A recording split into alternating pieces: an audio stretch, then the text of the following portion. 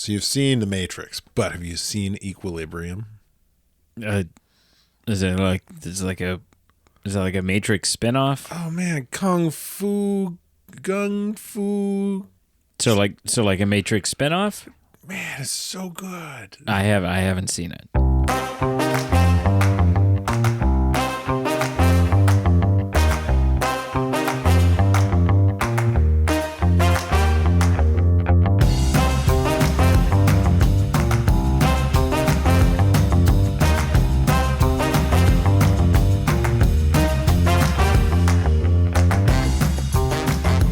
So it turns out not a Matrix spinoff. Definitely a Matrix ripoff in a lot of ways. I'll fight that. We'll fight. We can fight. We'll fight. For those of us that like to hear us fight, this is the episode for you. Question before we get into any of this. Shoot. Marge Simpson. Okay, going there. Sexy or? I mean, there are episodes where she gets like when her hair up. when her hair is wet. When her hair is wet and down, they like intentionally turn Marge into this like. They just like draw her differently altogether, right? But make her a little bit more curvy. Well, I'm just trying to understand. I was watching The Simpsons earlier, and I feel like people often describe Marge in the same light that they describe Miss Frizzle, which seems to be people are always like, "Oh man, Miss Frizzle." Right? And I'm like, man, Miss Frizzle, she's a foxy. Like, so foxy redhead. I just didn't, I didn't know what the appeal of homie. Like I don't know. The voice is a little off-putting. Yeah. Okay, so not so much? No, not really. Okay. Hello and welcome to the Movie Men Podcast. We are the B Team. That's Carl is who that is. This is Brady. And yeah. You had me watch Equilibrium. Yeah. Yeah, and I have notes. Note number 1 is stop playing with your microphone. Stop touching your mic. No. Why?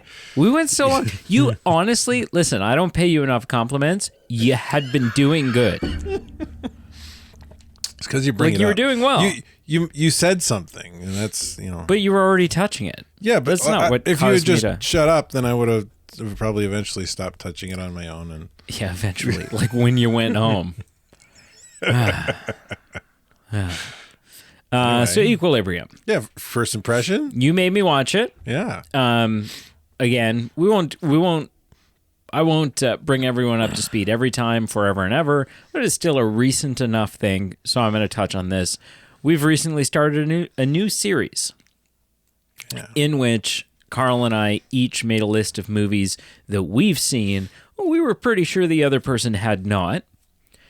And then each other person sort of looked at the list that the other person had made, confirmed the ones that we had not seen. Right. And now we're taking turns going back and forth and making each other watch them. Yeah. And I've been mixing it up. Had not seen Equilibrium. I had not seen Equilibrium, and I want you to know that from the little bit that I knew of this film,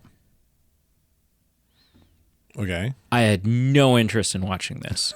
Like going into it, like so. Okay, just to sort of round back to the whole like, oh, Brady's a dick and he's just making me watch films that I don't want to watch, and I'm bringing solid entertainment to it. I was like, I was solid, but I was like, I was not dreading. I won't say I was dreading this because it's still a treat every time I get to sit down and watch and review a film with you. But from a straight up, like, watch a film. This is a film that, again, I was aware of. Mm-hmm. I knew hardly anything about it. You knew it existed. But I knew the title. And this film, as do many of the films on your list for me, But this film was definitely one that, you know what, if someone was like, hey, you know, I'm gonna toss these Blu-rays out, do you want them? You're gonna just take some of these Blu-ray? I would be like, no, I don't know, throw them out. Right? And I'm not like that with very many things. Normally I'm like, oh yeah, Blu-rays, okay, cool. But this one wouldn't have made the cut. Just no interest. All right. Okay, so initial impressions. There are some fundamental issues with this film. There are some big things that are working against it. It does some things really well, and I'm excited and happy to talk about those. But I am also going to get into the things that the film just like shit the bed on. And so did I have fun watching it? It was entertaining. I was entertained.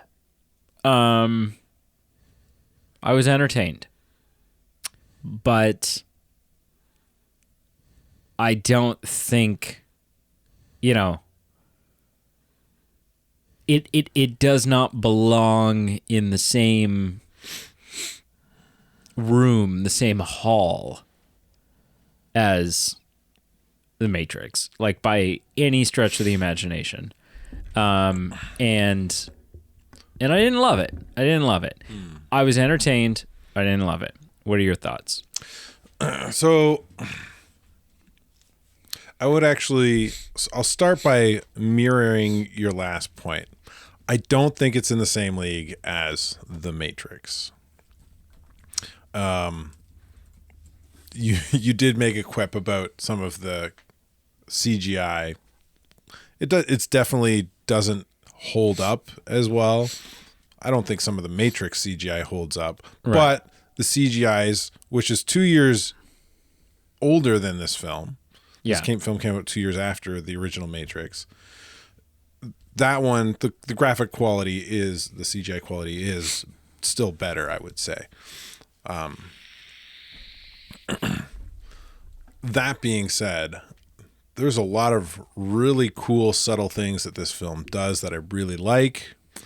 And then there's a lot of, like, the action, the gun fu in this. Are you familiar with the term gun fu? Well, yeah. And, like, its origins? Yeah, I think... You understand that the Matrix didn't originate gun fu. No, I know. Right? Like, you know who Chow Yun-Fat is? Mm-hmm. Yeah, like, he's the godfather of gun fu, and and the Matrix owes it to him. And this is, to me, this is like almost, I don't know if it is or not, but it just feels like a love letter to him. And I will say, okay, wait, I don't want to interrupt. Is that your initial impression? Like, what's your... So I guess I'll wrap it up by saying, yeah, like, I like the action sequences in this because it kind of, where the Matrix kind of takes the Chow Yun-Fat style and kind of goes balls to the wall because they're in the Matrix and they can float and dance and stuff that Chow Yun-Fat doing wire work on his films doesn't quite do because they're based in more a realistic setting. This one kind of like boils that thought process down of what gun fu is to a kata, which is a form of martial art. It's usually, I don't know if it's in kung fu, but it's based in karate, where it's just a series of techniques that are used to train. And so I think it's a really fun twist on that, and okay, kind of, and I like it. So I will now that initial impressions are done, I will get this part out of the way. I think that the gunplay in this film is one of the things that is done really strongly. I think it's a lot of fun. It leans heavily on it. Yeah. I think it's gunplay, like especially his like whip his arms back and forth, like they're completely sentient and independent of him altogether. I think that's unique. That's something I've never seen in another film anywhere. I think gun fu, and I hate that term, but I think gun fu and the gunplay specifically in this film, I think is really strong. I think it's really well done, and I think it's something that belongs in this type of film. I will say, and this is like independent and sort of like a separate, kind of has no real impact on the film. I think the idea of gun fu looks fun on screen, but I don't think there's any like, not grace. What's the word I'm looking for? There's no like, I think it's dumb. I think it's dumb as a, I don't think it's something that can be taken as a serious, majestic practice in the same way that traditional, like I think a big part of like what makes martial arts what martial arts is the fact that this is something that you are doing with your body and your hands and and so I think the whole gun fu thing belongs in films like this, and I think it's fun and I think it's whatever. But whereas you can look at kung fu or you can look at karate or any of these like ancient martial art forms and go, oh, this is really majestic and it's really, I don't know the word I'm looking for. It's really spiritual and it's really this sacred. Sacred's a good word. It's this like sacred practice. There's nothing sacred about gun fu. Like it belongs in films and that's great. Yeah, but it's a stylish way to shoot people. It's essentially what it is. Yeah, and it's hyped up choreography for a film.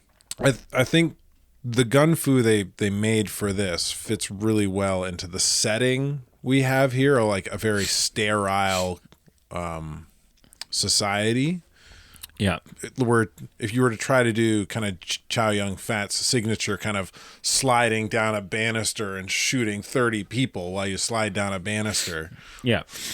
That's a little more Matrixy. Yeah, exactly. Yeah. That wouldn't work as well because this is kind of very rigid and mechanical in its nature.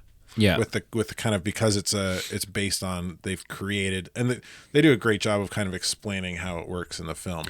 It's based on kind of mathematical. They've pulled data and kind of created this thing based on testing to, like, if you do these forms in this way, then you're going to increase your accuracy and your lethality while also minimizing your ability to be hit and take damage. Now, the premise of the film is, in a nutshell, in a grazing over it kind of nutshell, the premise of the film is that one dill hole decided, the father kind of decided or looked at the world and felt like, following World War III that took place sometime in the 2000s, the following World War III, the best way to prevent World War IV, which humans would not be able to survive, is that, that what's causing wars and what's causing fighting and what's causing, friction between people and nations and whatever is human emotions. Yeah. Right. You say it's one deal, like there's one guy, the father, quote unquote, is in charge. Yeah. But I mean, for society to get to the point the film is at where it starts off, Everyone has to be on board with the idea. board, 100%. Or at least well, obviously not everybody is, or else there's no conflict in the film. But enough people are in agreement that you get to the point where there's factories making a chemical that suppress emotion. I mean, yes and no.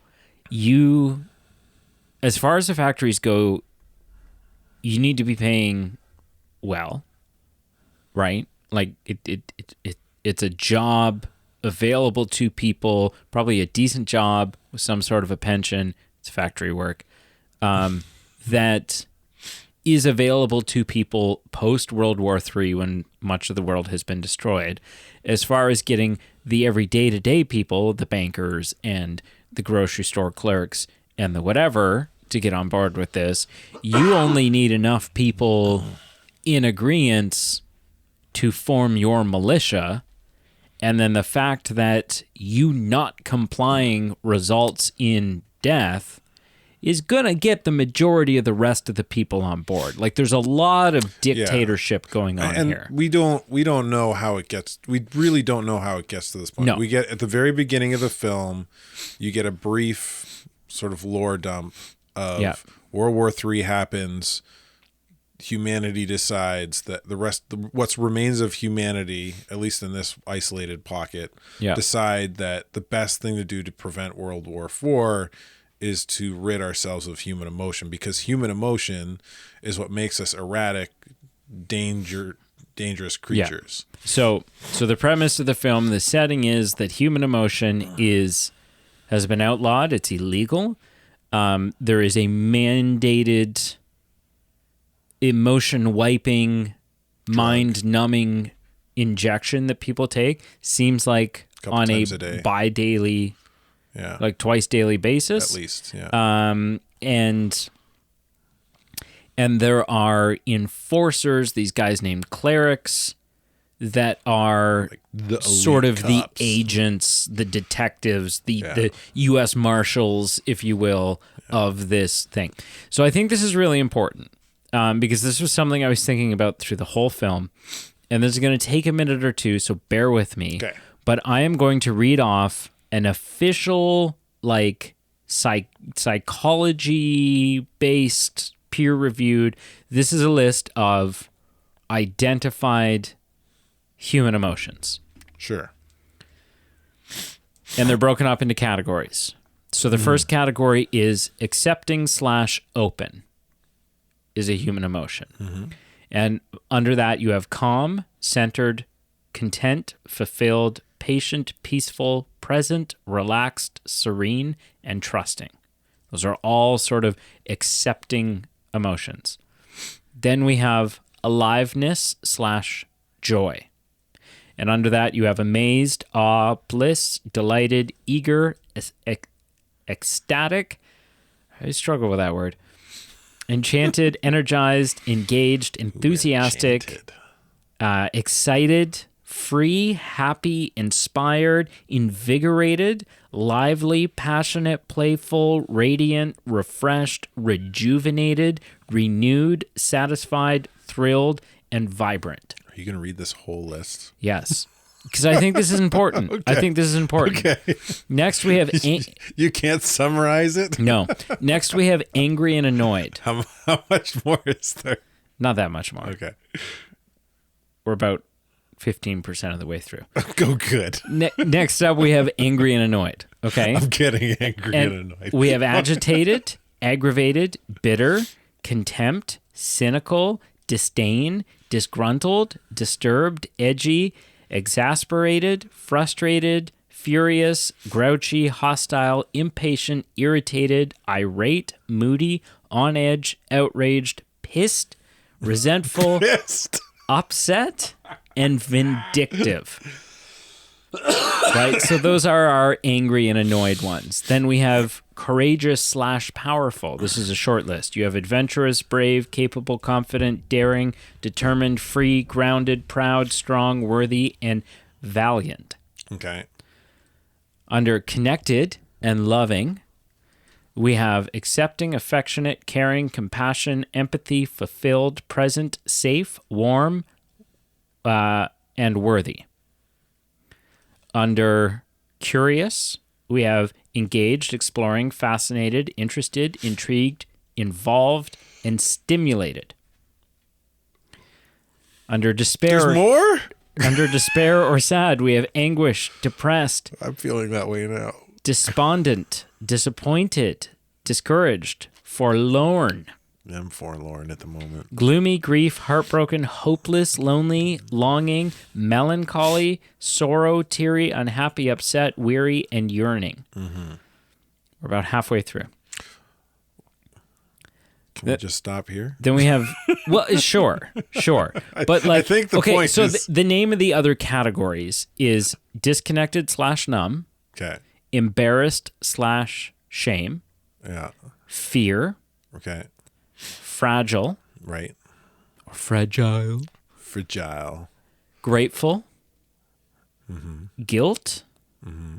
hopeful, Mm-hmm. You're gonna read all this, powerless, all the sub, and there's all stuff in underneath these. Yeah. tender, stressed/tense, Mm-hmm. and unsettled/doubt. Mm-hmm. And then there's a list here of things that don't make the emotions list, but they're body sensations. And those would be things like hollow or breathless or spacey or trembly.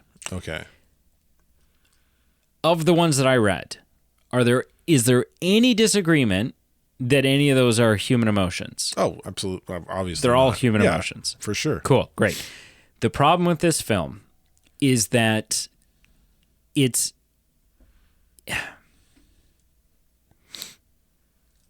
what I think they do well is the gunplay and the world building. Mm-hmm. Right? They do a good job of world building. Mm-hmm. They've got set pieces that look foreign or alien to the world that we're used to and living in. Everything down to the all white blank cars, the outfits, the all black outfits, Very stuff like that. sterile feeling city. 100%. Homes and What they do poorly is two things. Maybe more, but definitely two things. Number one is that it's clearly everything down to the style of outfit that Christian Bale is wearing. This was a film where 2 years prior, a film came out called The Matrix. It rocked the world. Mm-hmm. And over at Miramax, which is just kind of gross to begin with because that's Harvey Weinstein's company. So we'll get that out of the way. They looked at what Warner Brothers had just did and went, okay, quick. We need to get people on this. We need to capitalize on this type of thing. Okay. So there's that. There's the fact that, and it suffers because of that. Because I've been trying to figure out what is it that makes this type of film, a early 2000s sci-fi-esque, futuristic, social commentary type of film. I don't know if I go as far as calling it sci-fi. Sci-fi-esque, I said. I think even putting it in a sci-fi category is kind of... Well, it's fiction. Yeah, but... Based on science. I mean, outside of the drug, what's science? The drug. Whatever. It's like a, sci-fi it's a small point. Sci-fi adjacent. Okay. I'm like, what is it that makes this type of film good? And I think it's one of a number of things. Is it showing people something that they've never seen before? In this case, no. Right? It's not innovative in the sense that, well, we've already seen The Matrix. And yes, this is a different premise, but it's not so different that it's groundbreaking in the way that when The Matrix came out, nobody had ever seen anything like that before, right? Shook the world. Mm-hmm. This is just a different premise set within the same sort of tone. Okay, so it doesn't have that. Is it groundbreaking in its visual effects and storytelling technique? Well, no, it doesn't have that either, right? Does it leave you with a huge existential, fundamental, because it's a social commentary film, right? It's like it's taking the world. So does it leave you with something to really chew on? I mean, I think if anything, you could kind of walk away from it going, it kind of has the Anakin syndrome thing where it's like, you've become the one thing you sought to destroy, right? In the sense that they're murdering and committing genocide and committing, you're seeing images of Hitler come up on screen, and Hitler's thing was that he was like burning artwork and burning books and doing all this stuff. And it's like, okay, well, you guys are doing the same shit, right? Like often in the attempt to destroy something, you can become that thing yourself. Mm-hmm. Like that's maybe a takeaway. Yeah, and they kind of touch on that several times in the film. Yeah, but but you're not going to walk away from the film going like, well, what would the world be like without emotion? I need to ponder that. So, but here's the issue, and here's the reason why I gave you this rundown of human emotions. They chose to make a long story short. They chose an interesting premise,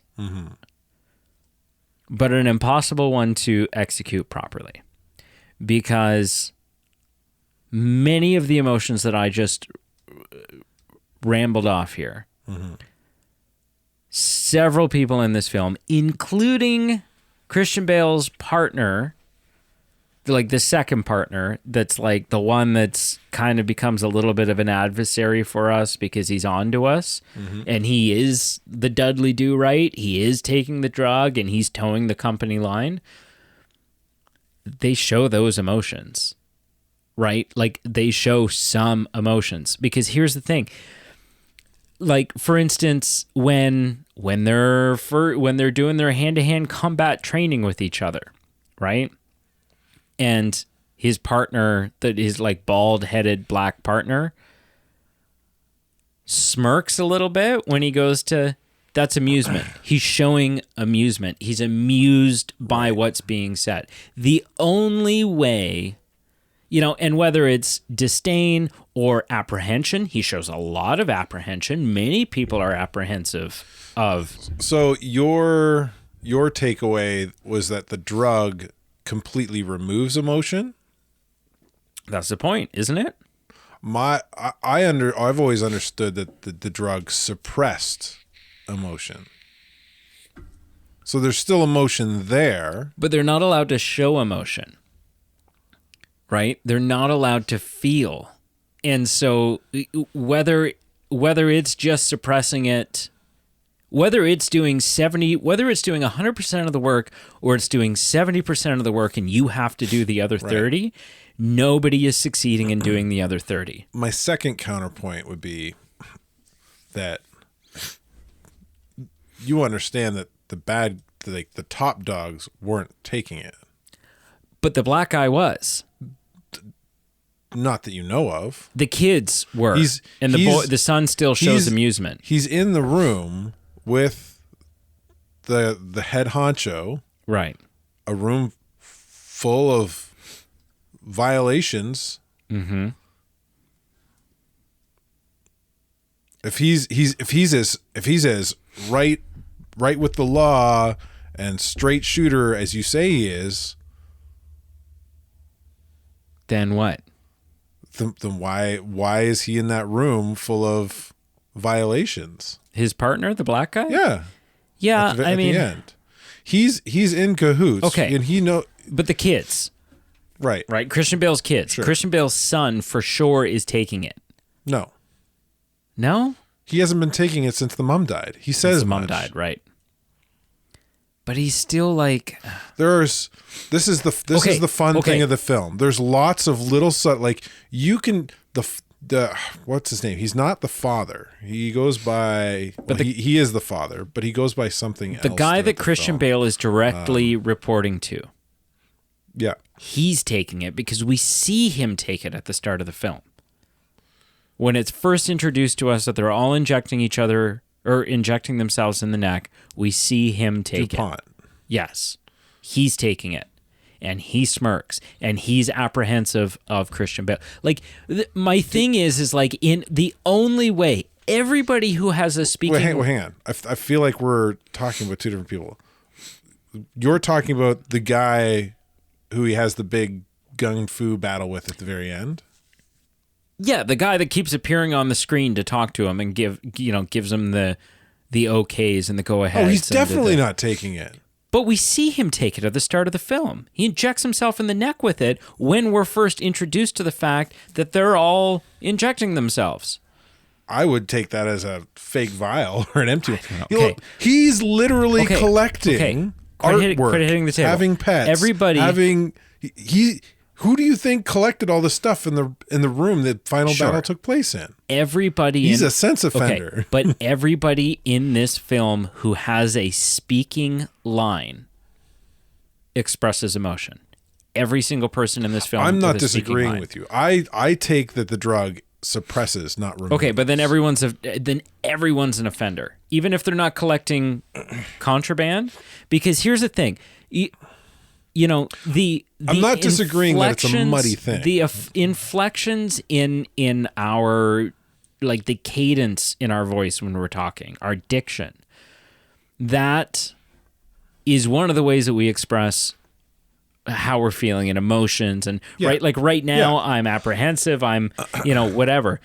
The only way, the reason why I say they chose a really interesting premise, but an impossible to execute on film premise, is because the only way they could have done it is if everyone who is taking it, right? Everyone who was within the law in this film was simply talking like this the whole time. I agree. And did not. I don't fully disagree with your point that it's a very hard premise to nail down, pretty much impossible, which is why I'm in the camp of it's only suppressing 90% of emotion, right? Like, some form of emotion is still getting through, even if the person is taking it.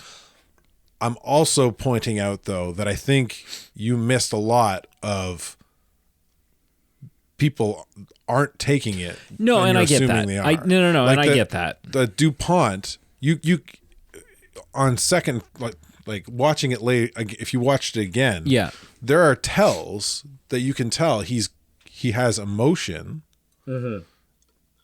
before you ever get to the finale. Right. One of the first ones is he what's the first thing Christian Bale kind of does when he one of the first things that he does when he starts to have emotions?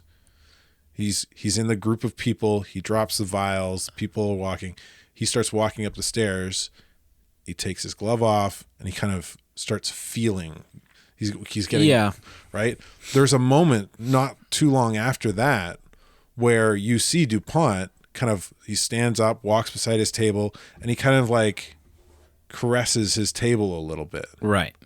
It's like, so if you watch on, like, watching it a couple times over, you kind of like, oh, that's weird. That why would he do that just shortly after us seeing Christian Bale kind of do something similar? It's probably one of those, like, you pick up stuff each time you watch it type of thing. But ultimately, that doesn't change. Like, no, they shot themselves a little bit in the foot by choosing the premise that they chose. And maybe I might be what's the word? Biased?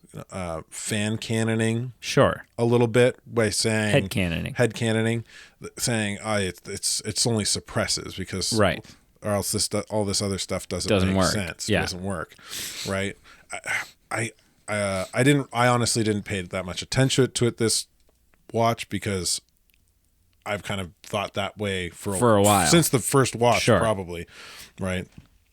On a future watch, that might be something I try and pay attention to pick it apart a bit. But I think it's interesting because it's like, emotions are one of those things. There's certain things that like we as humans with human functioning brains can discuss in sort of a fun way, but then we sort of get into this like mental paradox where, we just can't actually like the idea that something or someone or, the idea that something could be outside of time, right? The time doesn't apply to us. Well, we can't make sense of that. We can talk about it until we're blue in the face, but we can't actually wrap our heads around and comprehend what it means to be outside of time because we are bound by time. That's how our brains work in terms of time, right? It's no matter how hard you try, it's always like, well, what came? It's like it's the whole biblical argument, right? Where it's like, well, what came before God? And it's like, well, God was always there. And it's like, well, no. What do you mean God was always there? That doesn't make any sense, right? But what was before that? Well, there is no before and there is no after and there is no. Well, no, that doesn't make any sense, right? So that's one of the human brain things, and I think human emotions also kind of falls into that category, right? Because I gave the example of how people would have to talk. This like a robot. I kind of like that.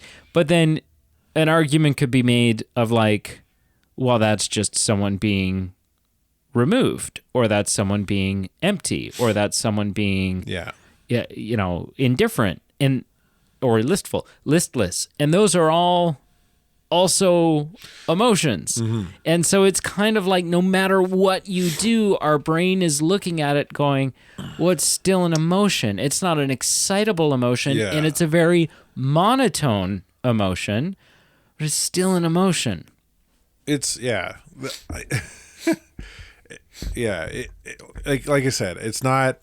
I don't think any movie could do this portray perfect. It. No, but I do think they did a really well job. I think I've never had an issue with it. Maybe it is whether it's my head canon or that's actual kind of canon to this film. Right. But if you look at it that way, the film works a lot better. For sure. Right. For sure. And I mean, unless you look at this as a true, I have a hard time saying this is sci-fi because it's not very. Sci-fi usually has more fantastical science and tech.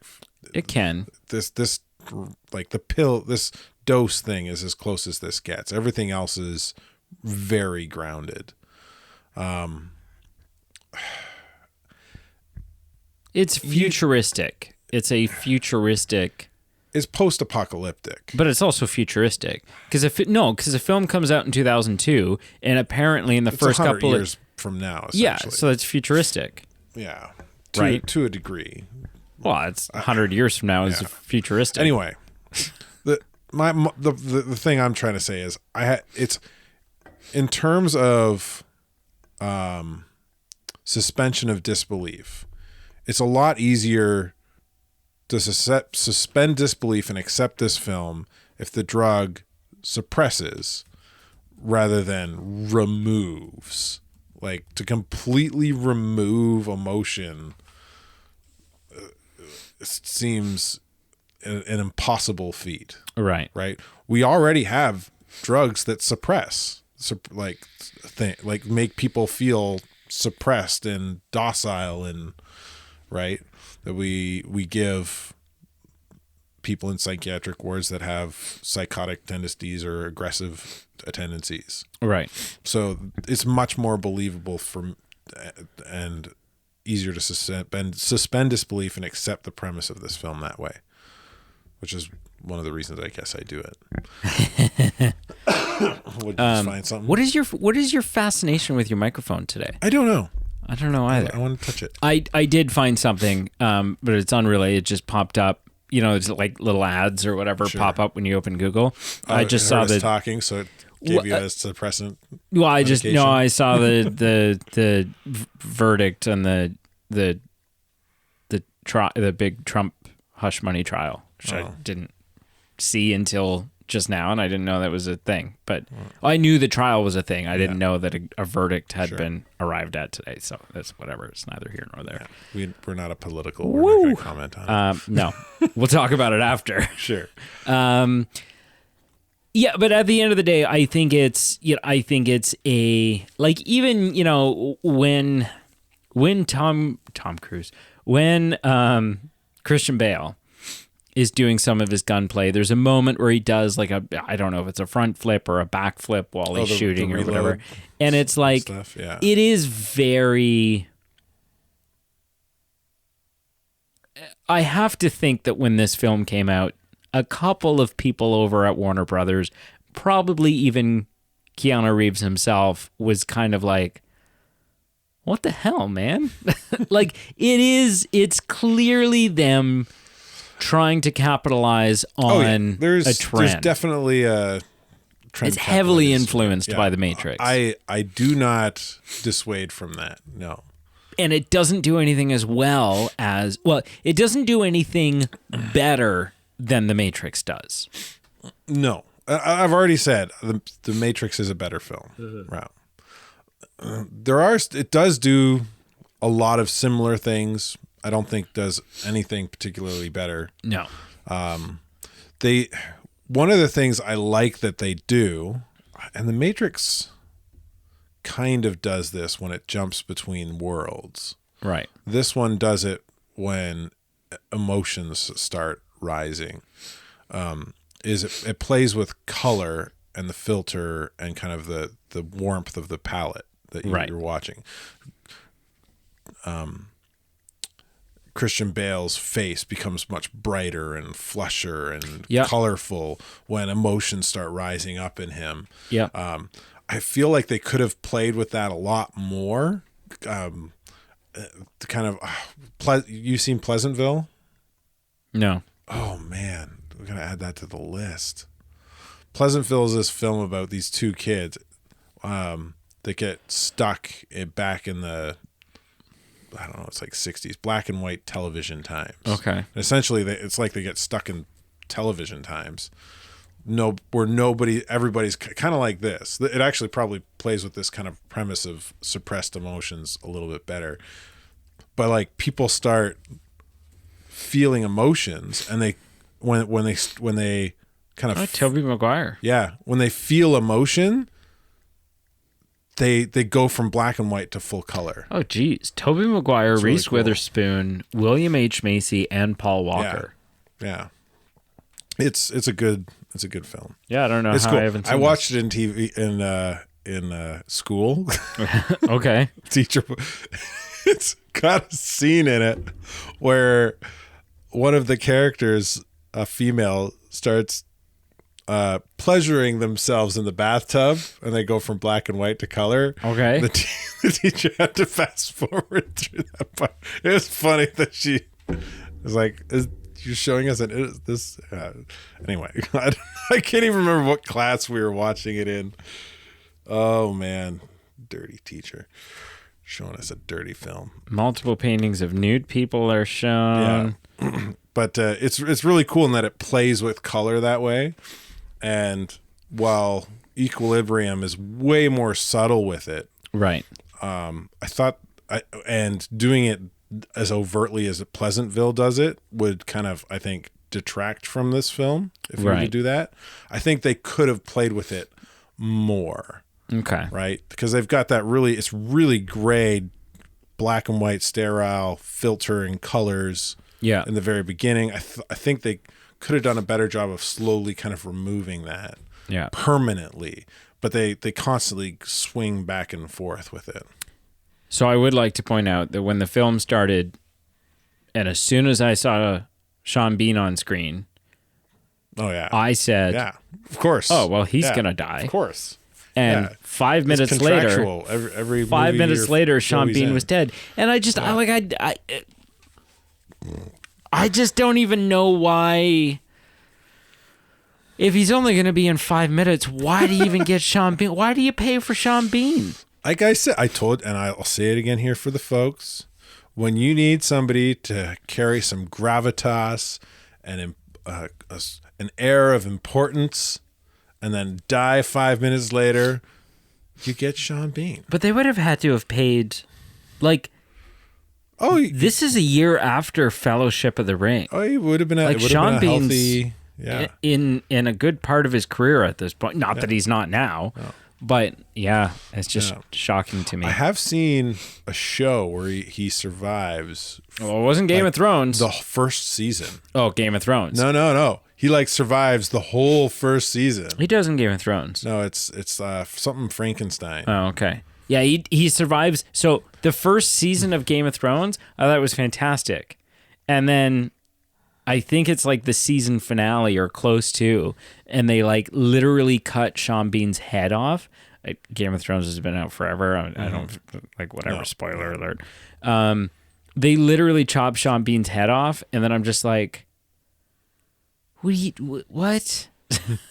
Like, and then I just lost a lot of interest after that because I was like, you killed Sean Bean. Like, what do you know? He's like, contractually obligated. I get it. It's like Kenny in South Park. Like, at some point during the episode, the kid's going to die. Yeah. But it just, it's frustrating. Do you have anything you want to know from me?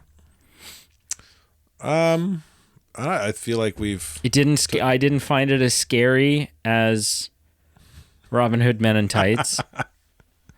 You know. Yeah. I feel like we touched on most of the things that I wanted to kind of touch on and talk about. I think anything else is probably going to come out in final impressions and scoring. So on a scale of 0 to 10, sir. No, you first. It's my movie. You go first. I've never gone first in the entire history of the show. I feel like that's how it should go. But for this series, I feel like that's how it should go. Whoever's introducing because I think I made you do it. I made you do it for one of the last ones we watched. I think it was Coma. Or should it be flipped? Should it be whoever's introducing the film to the other person goes first, so that the reveal of so you should still go first, and then when we jump back into the world of horror, I'll go first. Okay, yeah. All right. So, not as definitely kind of pulling from Matrix. Yeah, paying some homage to Chow Yun-Fat. How did it do on Rotten Tomatoes? Well, that's interesting. I still think it's a really fun film. I told you that the first time I watched this film, I sat down and I watched it again within the first week because I really enjoyed it. The audience gave it an 81. Mm-hmm. The critics gave it a 40. Ooh, that's a swing. I usually side with audience scores. I do I would say I do too, I think. Yeah. So I would give this like a solid 7. It's a lot of fun. I really enjoy it. I've seen it close to half dozen times by now.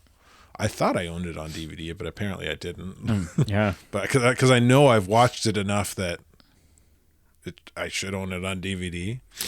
So, but it's just a fun ride. It's got some flaws. It could have been better in some areas, but overall, like the world building, the overall story, you talked about how it should leave you feeling in the end. Yeah. And while I don't feel like conflicted or questioning or with some big takeaway, it's still entertaining.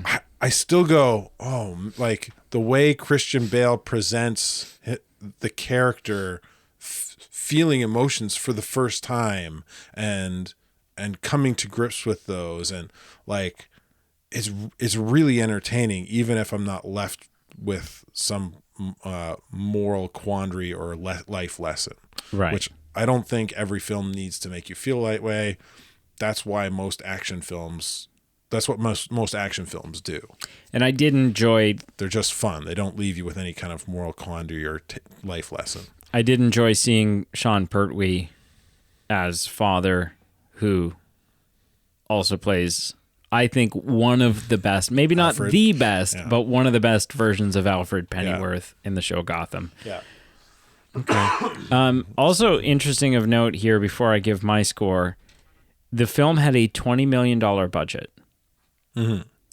It at the box office, it grossed 5.3. Mm-hmm.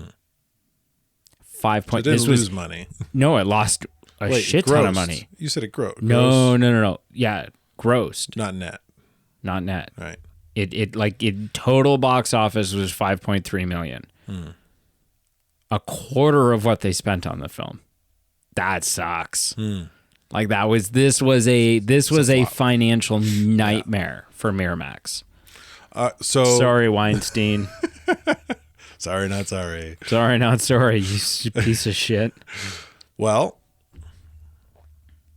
what did you think, sir? That's not the question. What would you rate it? Same question. I would give it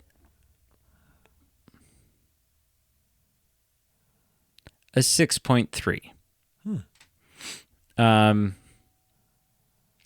Like I said, it entertained me. I had fun, and I think that's half the point, right? I had fun. I didn't walk away. I didn't get a message out of it. I didn't go like, wow. Like Emotions are so important. I had fun for the hour and 47 minutes that we watched it. Mm-hmm.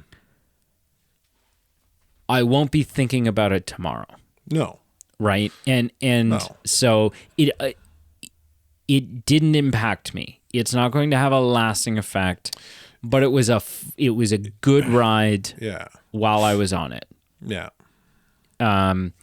So yeah, 6.3. Would I recommend it to someone? Yeah, you know what? If you enjoy The Matrix, if you enjoy that kind of popcorn, if you enjoy Minority Report, if you enjoy, have you seen the movie? Because if not, it's going on my list. Have you seen the movie? It has two names. There's like an international name and then a domestic name. It's either called What Happened to Monday or Seven Sisters.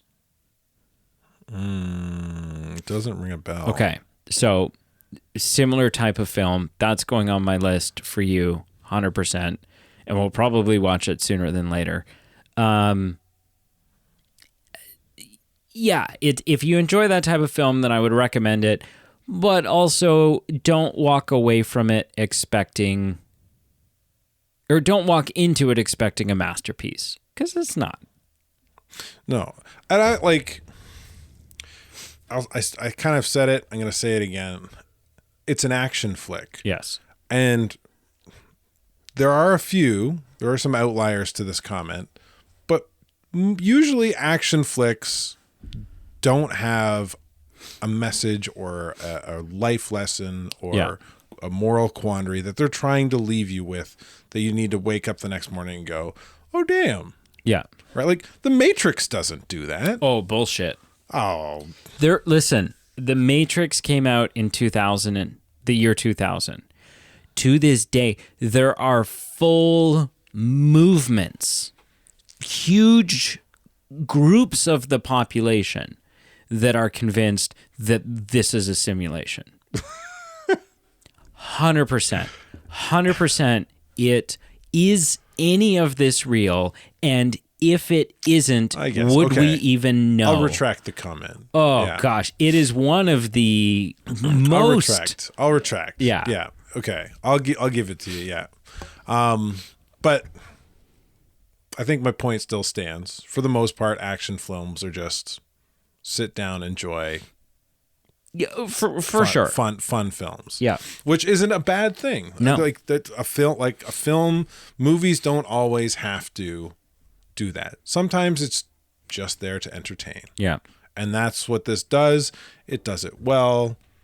And it doesn't do it amazingly well, but and I wouldn't even well. say that this one fails entirely in doing that, because like I said, I did walk away with a little bit of like often in an attempt to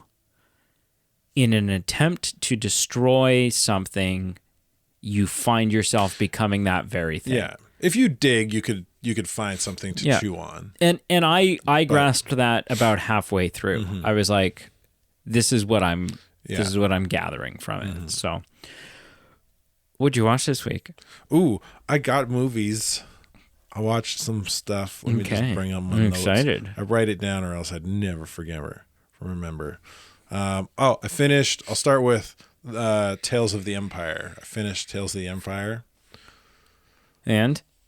The Barasafi storyline's worth watching. It's better? Oh, it's so much better. Okay. Yeah, it's kind of, we often ask the question, especially recently with Star Wars and Marvel, who's asking for this? Who wants this? Right. I didn't care about Barasafi. Nobody's asking for that. Nobody's asking. She was in jail. Order 66 came down. Yeah. She's in jail. She's not a Jedi. She probably survived, and she rotted in jail for the rest of her life. Yeah. As you do. But after watching these three, I was like, I didn't ask for it, but you gave me something really good. Okay. That answers it. This is a time where it answers a question I didn't need answered.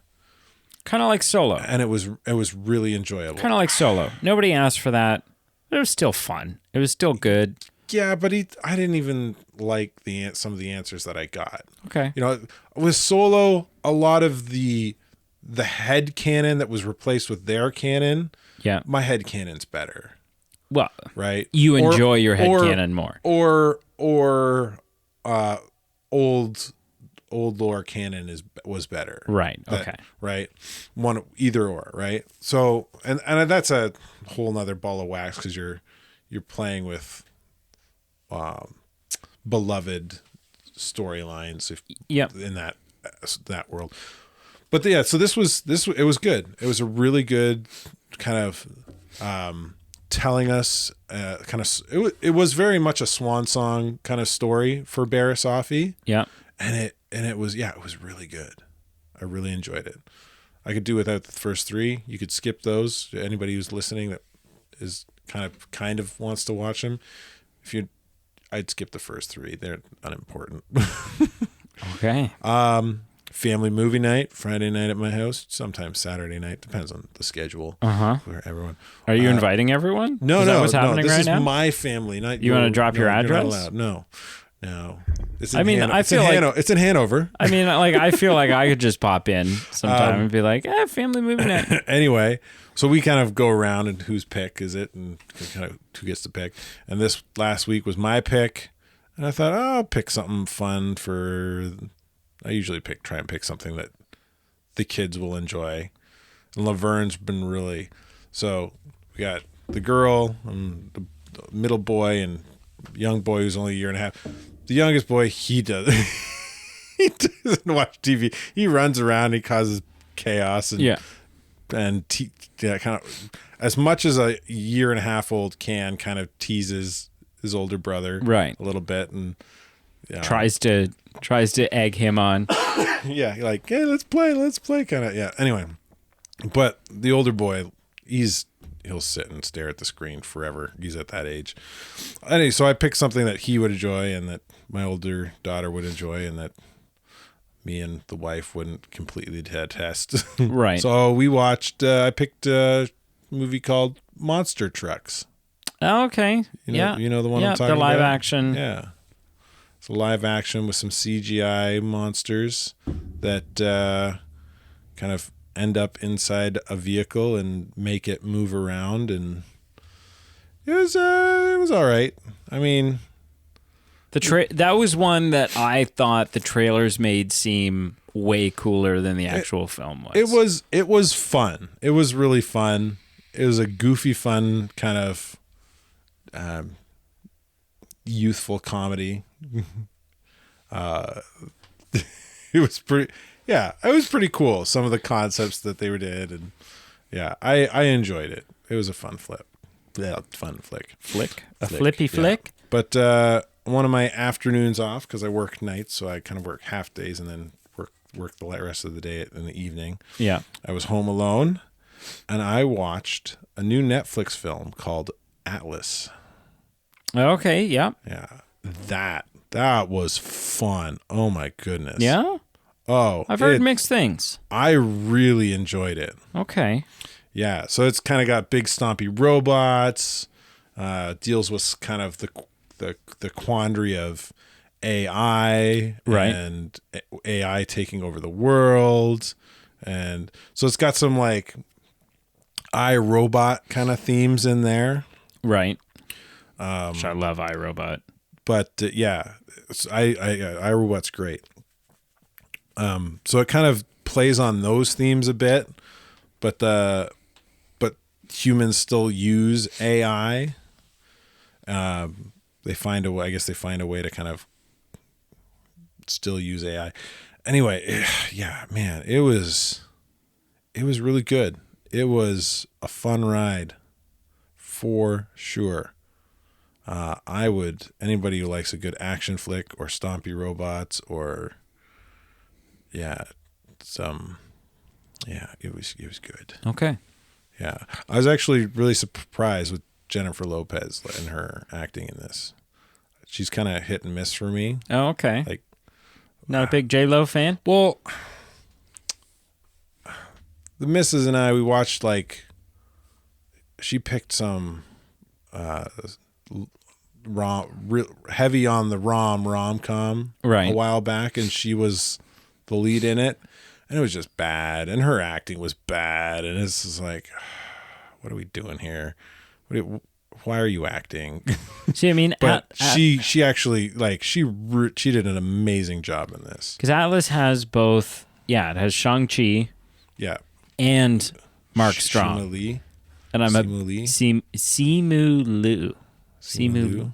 Yeah, and Mark Strong. Oh, I love Mark Strong. Yeah, Mark Strong does a great Love job. Mark Strong, especially in the Kingsman films as Merlin. Cool. Yeah, I would recommend it. It Cool. was good. Cool. Yeah. What'd you watch, sir? Not a damn thing. Not a damn Well, I was thing. still watching The Simpsons, and then we're still working through that video game whenever evenings permit it. We're nearing the end. We're nearing the end. So, and then we'll be jumping Watched into. Equilibrium. I watched Equilibrium, and my sister's coming over on Sunday, and we're gonna watch a movie. Family movie night. Well, it's just me and my sister, but yeah, movie she hasn't seen. Oh. I won't tell you what it is, but I will tell you that it is a Jim Carrey movie that she has not seen.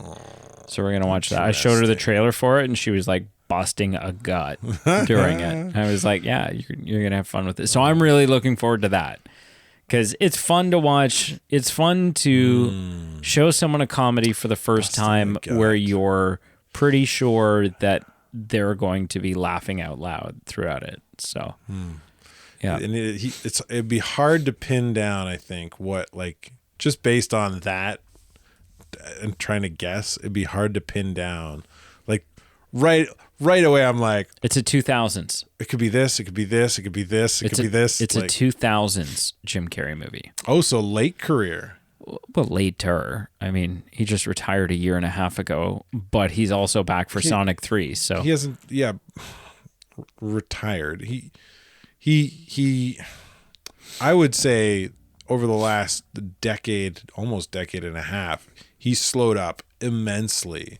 He almost pretty much semi-retired to paint for a good bit. for a while, yeah. I mean, It's been a while since he kind of started that journey towards not being a part of the Hollywood elite. he had his television show called Kidding.